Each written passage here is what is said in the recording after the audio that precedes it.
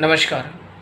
ज्योतिष के एक प्रमुख पार्ट पर मैं डिस्कशन के लिए आपके सामने प्रस्तुत हूँ। प्रेडिक्शन का जो पार्ट है वो पूर्णतः ज्योतिष का हिस्सा है और यह सिर्फ समय के कैलकुलेशन पर ही आधारित होता है।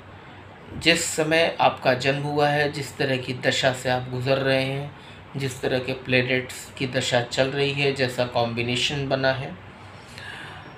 कभी कभी इस तरह के कॉम्बिनेशन बनते हैं जो कि कुंडली में बहुत अच्छे प्लेनेटरी पोजीशन है कि उसके बावजूद अच्छे रिजल्ट नहीं देखने को मिलते हैं।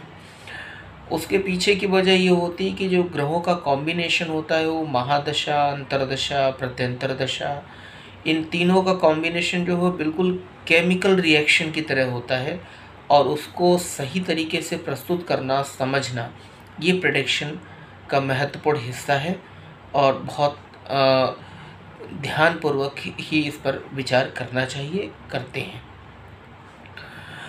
इसका जो दूसरा हिस्सा है, लोग उपचार की बात करते हैं, उपाय की बात करते हैं। जैसे अभी हाल ही में शनि ग्रह का बड़ा राशि परिवर्तन हुआ। शनि अब मीन राशि में है। बृहस्पति ग्रह का भी राशि परिवर्तन होने को है और आने वाले थोड़े दिनों में राहु और केतु ये भी राशि परिवर्तन कर रहे हैं। तो ये 4 बड़े ग्रह हैं जिनके राशि परिवर्तन मीनिंगफुल होते हैं और ये चारों ही इस वर्ष में राशि परिवर्तन कर रहे हैं। हालांकि राहु, बृहस्पति और राहु के जो राशि परिवर्तन हो रहे हैं, इनका क्या प्रभाव होगा, इस पर मैं वीडियो एक दिन अलग से बनाऊंगा। अभी मैं जो चर्चा करना चाहता हूँ वह यह है कि अगर आपकी ज्योतिषीय उपचार में अगर आपको जेम स्टोन पहनना है या वैदिक रीति से किसी पूजा पाठ, मंत्र, जप इत्यादि करना है, या आपको कुछ अपने लाइफ स्टाइल, जीवन शैली में परिवर्तन करके भी आप ग्रहों की एनर्जी को बैलेंस कर सकते हैं।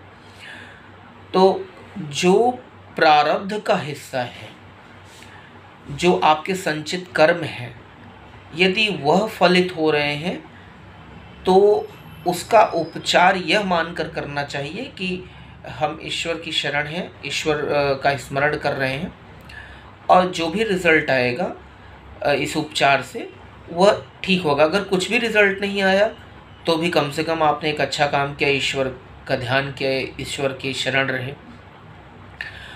प्रारब्ध जो है वो फलित होता ही है और ज्योतिष जो है कहीं से भी उसके फलादेश को प्रभावित करने की कोई उपचार की विधि नहीं बताता है। जो उपचार का जो क्षेत्र है वो ज्योतिष से अलग है।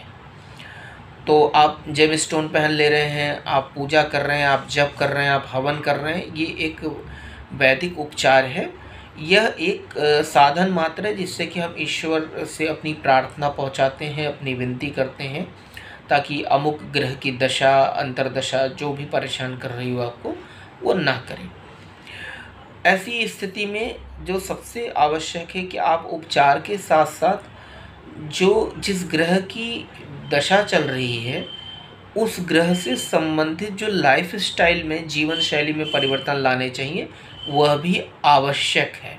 यह एक बिल्कुल साइंटिफिकली मैं आपको प्रूवन बात बता रहा हूँ जो लोग नहीं करते हैं। जैसे अगर एग्जाम्पल के तौर पर अगर राहु की दशा है और राहु आपको परेशान कर रहे हैं, ठीक है, तो ऐसी स्थिति में क्या है कि सिर्फ राहु के जप कराने से आपको आराम नहीं मिल जाएगा या भगवान शंकर की पूजा करने से।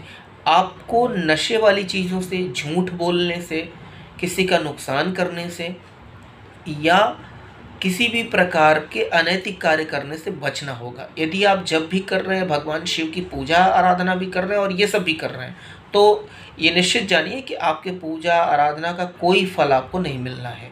तो ये जो आपको झूठ नहीं बोलना है, आपको किसी को धोखा नहीं देना है, या आपको अपनी जीवन शैली में सुबह जल्दी उठ जाना है, रात को समय से सो जाना है, ज़्यादा पानी पीना है, ये आपकी जीवन शैली का हिस्सा है।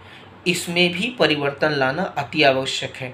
नशे वाली चीज़ों से बिल्कुल दूर रहें। यदि राहु नेगेटिव है कहीं से, या राहु नेगेटिव नहीं भी, पॉजिटिव भी है, तो भी नशे वाली चीज़ों से दूर रहें, क्योंकि राहु अंततः नशे का कारक है और वह अंततः रिजल्ट अच्छा देता नहीं है। तो ऐसी दशा में आपको इस पर ध्यान देना चाहिए, तब ही आपके उस पूजा का उपचार का आपको फल मिलेगा।